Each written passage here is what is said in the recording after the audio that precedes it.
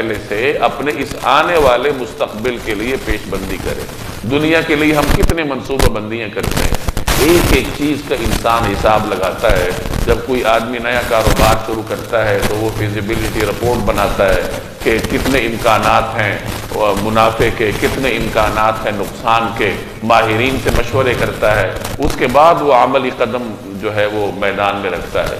اور جب آخرت کی باری آتی ہے، دین کی باری آتی ہے، تو نہ ہم کوئی منصوبہ بناتے ہیں، نہ ہم کوئی عملی قدم اٹھاتے ہیں، بس کوئی نماز مل گئی تو مل گئی، نہ ملی تو اسی طریقے سے ہم زندگی گزارتے ہیں۔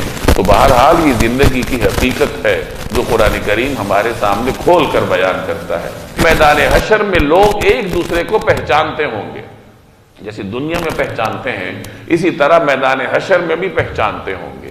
پہچانتے تو ہوں گے لیکن ایک دوسرے کے کام نہیں آ سکیں گے، اور ہیبت اتنی ہوگی کہ ایک دوسرے سے کوئی بات بھی نہیں کر سکیں گے۔ بعض مفسرین نے فرمایا ہے کہ ابتداء میں تو انسان ایک دوسرے کو پہچانیں گے، لیکن بعد میں ہیبت ہی اتنی ہوگی اور وحشت ہی اتنی ہوگی کہ یہ تعارف وغیرہ سب کچھ ختم ہو جائے گا۔